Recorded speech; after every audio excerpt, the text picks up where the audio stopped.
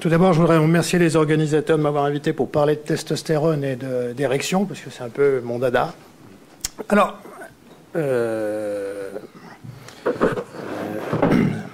Dr Bouilly a évoqué des choses extrêmement importantes.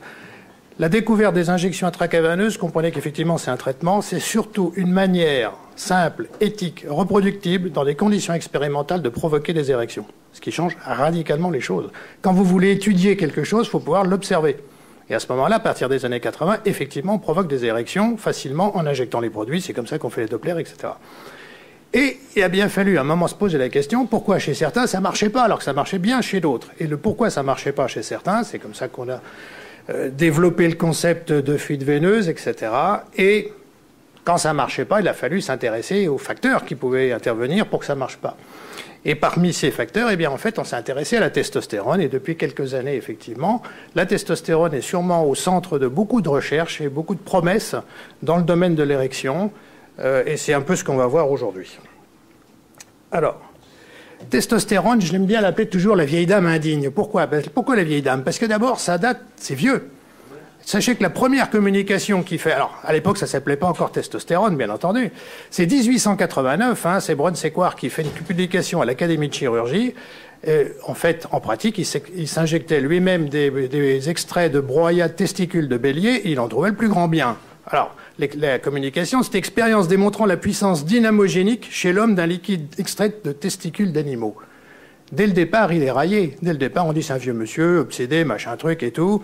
Et d'ailleurs, à l'époque, on parle de l'élixir de Brun Sequard, en rigolant un peu dans le dos quand même. Hein.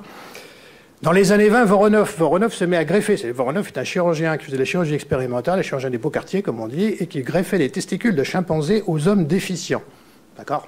Donc vous imaginez qu'avec un tel départ entre le vieillard qui s'injecte des testicules des broyats de testicules de bélier, celui qui greffe des testicules.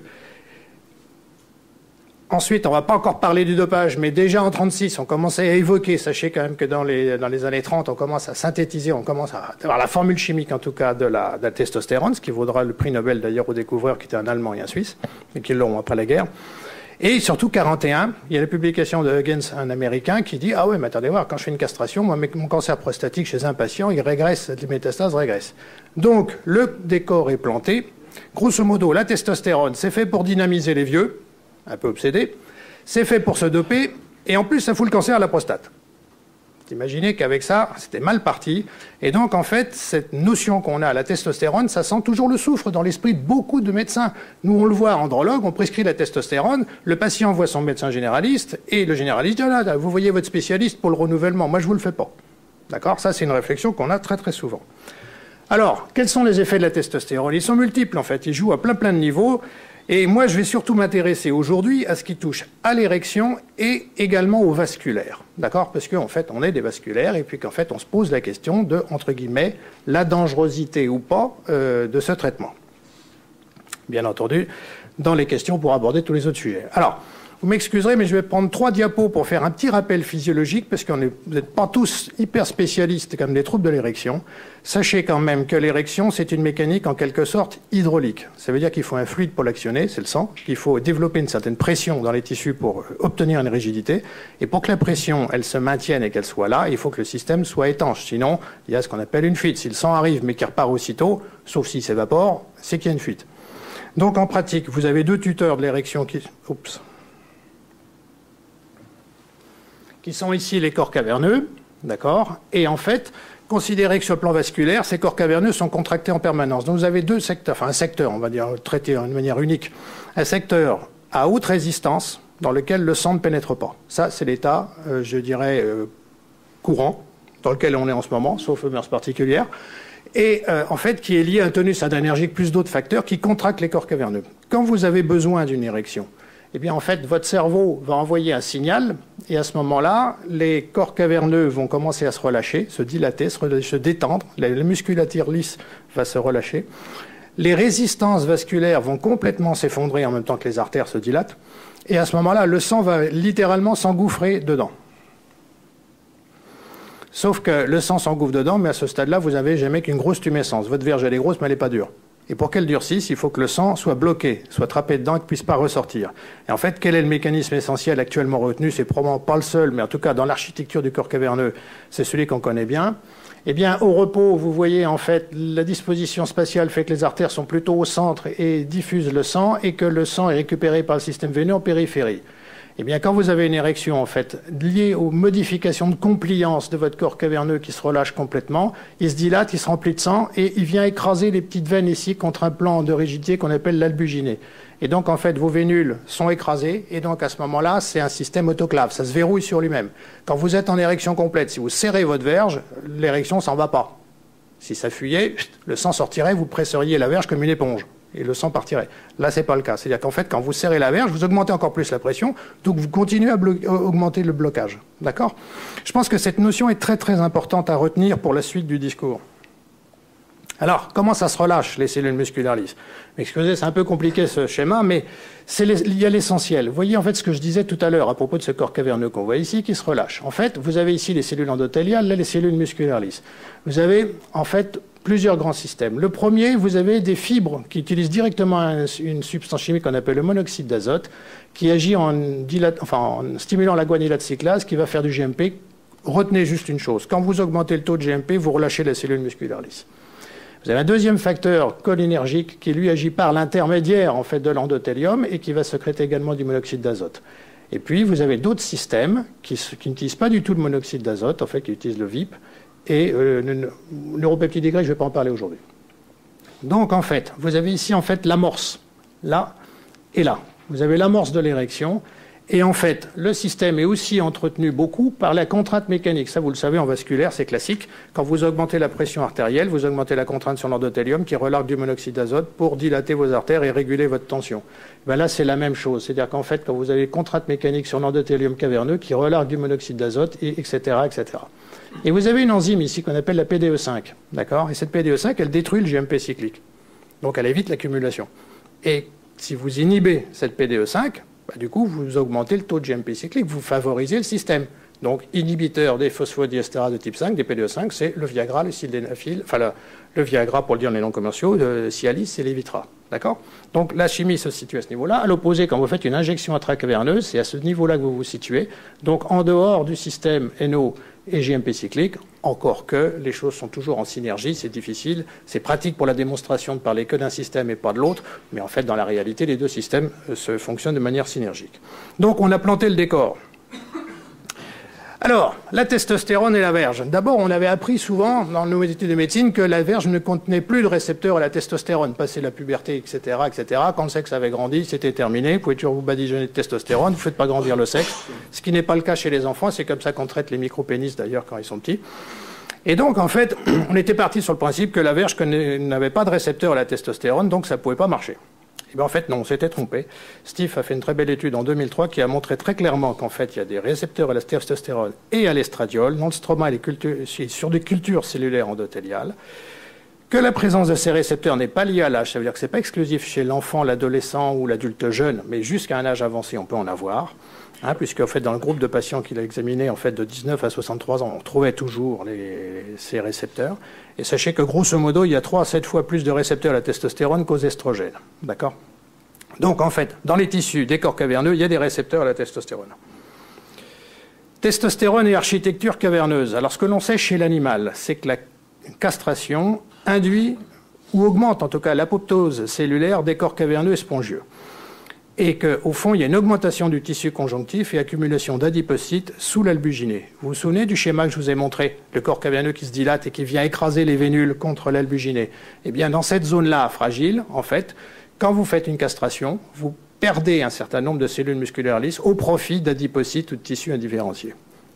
Et donc, du coup, la compliance n'est plus du tout la même et les propriétés, je dirais, physico-chimiques sont plus les mêmes pour bloquer ce retour veineux.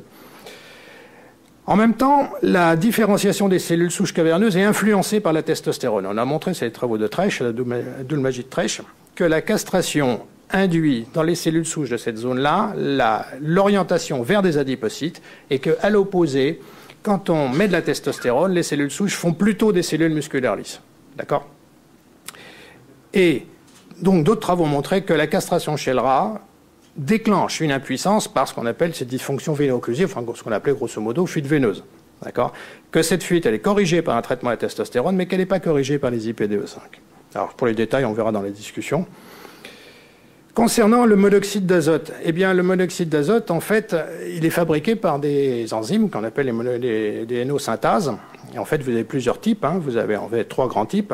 Au niveau neuronal, on met toujours un petit N devant, donc neuronal NO-synthase et endothélial NO-synthase. Eh bien, en fait, on a montré que la testostérone, en fait, agit, enfin, plus exactement, la castration diminue l'expression de l'ARN messager qui code pour ces enzymes-là. Donc, quand vous faites une castration, on fabrique moins de NO-synthase, que ce soit neuronal ou que ce soit endothélial. Ça veut dire que le système que je vous ai décrit tout à l'heure sur la physiologie, eh bien, en fait, l'amorce, le détonateur neuronal, il marche moins bien, et en même temps, l'entretien de l'érection avec la pression sur l'endothélium marche moins bien. Par contre, il y a un système de régulation. C'est que la testostérone diminue également l'expression de l'ARN messager concernant les PDE5, les phosphodiestérases. Alors, vous allez me dire, c'est un peu contradictoire, ça. Eh bien, en fait, il y a une sorte d'équilibre, en fait. Il y a un système de régulation. Alors, pour l'instant, on ne sait pas bien donner le poids de chaque balancier, grosso modo. Sachez que la testostérone induit la fabrication de NO-synthase, donc augmente, va dans le sens pro-érectile, hein, et donc augmentation du GMP cyclique par l'intermédiaire du NO, mais en même temps, la testostérone induit la fabrication de PDE5, et donc la PDE5, ça détruit le GMP cyclique. D'accord ? Donc en fait, il y a une sorte d'état d'équilibre. Par contre, quand vous faites une castration, vous rompez cet état d'équilibre, et pour essayer de corriger le tir, eh bien du coup, on fabrique un peu moins de PDE5 pour éviter pour essayer de maintenir un peu le niveau concernant le monoxyde d'azote. Alors maintenant, si on aborde les risques. Les risques testostérone et risques artériels. Et bien, en fait, il y a maintenant pas mal d'études qui sont sorties là-dessus, qui sont assez peu connues en fait des médecins non spécialistes. Eh bien, finalement, on a montré qu'un taux de testostérone bas, qu'il soit total ou biodisponible, alors on vous expliquera la notion biodisponible tout à l'heure, sont nettement rattachés à un risque accru d'athérome aortique sur une vaste population masculine. Il y a tout un tas d'études. Alors, ça favorise également l'apparition d'un diabète de type 2. Alors, je l'ai mis là, c'est un peu très tiré par les cheveux, mais enfin, pour le diabète de type 2, c'est quand même un risque vasculaire. Le rapport intime immédiat est altéré chez l'homme carencé en testostérone et en surpoids sans diabète, avec diabète également d'ailleurs.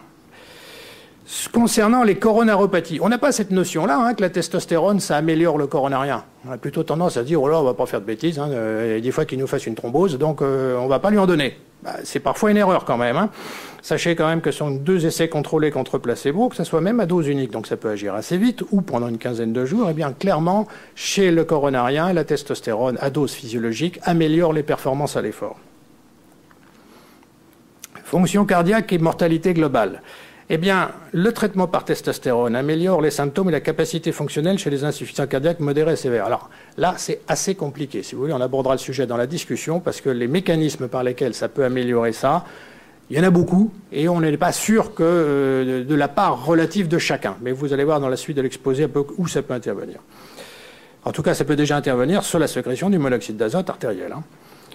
Un taux abaissé de testostérone est associé à un risque de surmortalité chez l'homme de plus de 40 ans. Sachez quand même que si votre testostérone total est inférieur à 2,5 nanogrammes, alors sur plusieurs dosages, attention quand même, pas sur un dosage isolé comme ça, mais si à plusieurs dosages, eh bien votre taux de testostérone est franchement bas, hein, la limite basse, on va dire, c'est 3,40, eh bien sachez quand même que l'odds ratio, vous avez pratiquement presque 2 fois plus de chances de mourir prématurément.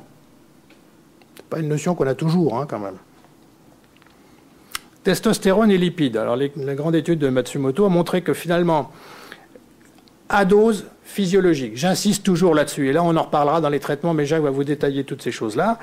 À dose physiologique, on constate plutôt une diminution du cholestérol total et du LDL chez le sujet jeune hypogonadique traité, et on constate à peu près les mêmes choses, c'est le sujet plus âgé. Plus âgé, on va dire 60 ans. Hein. Une diminution par contre du HDL chez le sujet jeune qui n'est pas retrouvée par Matsumoto chez les sujets âgés. D'accord ? Concernant l'hémoglobine, eh bien sachez quand même que dans toutes les études, ça c'est clair, nous on a fait un certain nombre d'études de phase 3 ou 2 sur la testostérone, sur certaines formes de testostérone, on constate quand même assez souvent une augmentation en fait de la valeur de l'hématocrite, hein, en sachant quand même que pour certaines études, entre 6 et 25%, 25% c'est pas négligeable, hein, c'est 1 sur 4 quand même, patients développent un hématocrite supérieur à la normale. En tout cas, je veux dire, les limites qu'on s'est fixées, c'était 52% d'hématocrite et 18 grammes d'hémoglobine.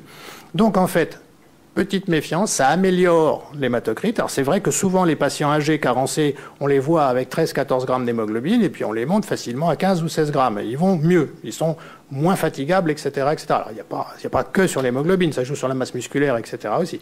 Mais en tout cas, c'est un facteur à prendre en compte, mais par contre à surveiller.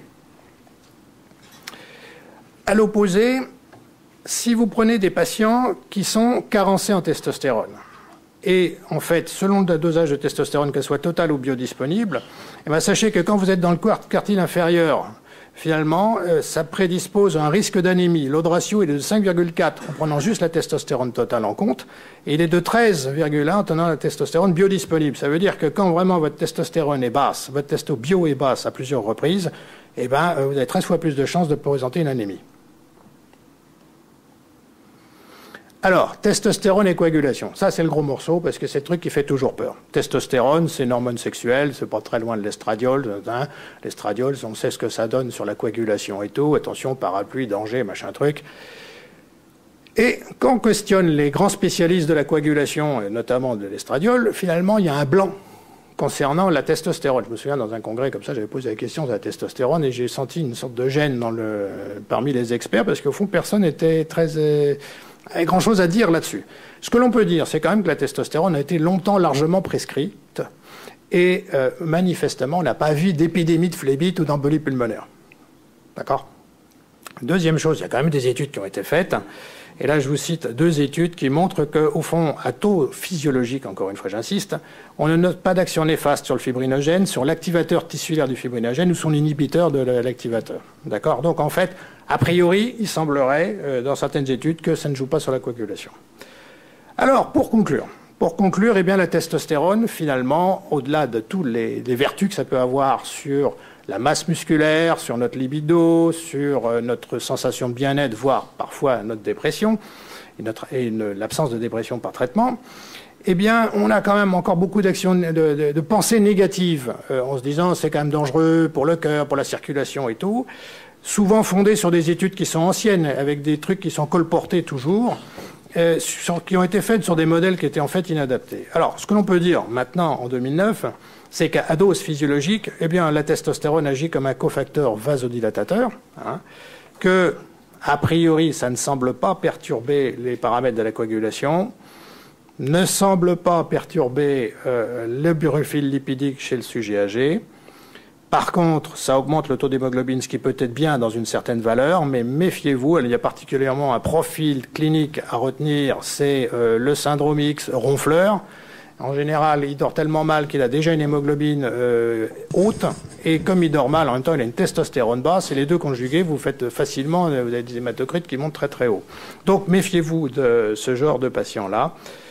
Ça peut quand même, à dose supraphysiologique cette fois-ci, induire quand même une petite rétention hydrosodée, ce qui peut augmenter parfois la tension chez certains patients. Donc, j'insiste beaucoup sur le traitement physiologique. Voilà, j'ai été un peu vite, je vous remercie de votre attention, et puis je pense que vous aurez sûrement beaucoup de questions tout à l'heure sur ce sujet. Je vais passer la parole à Jacques. Merci.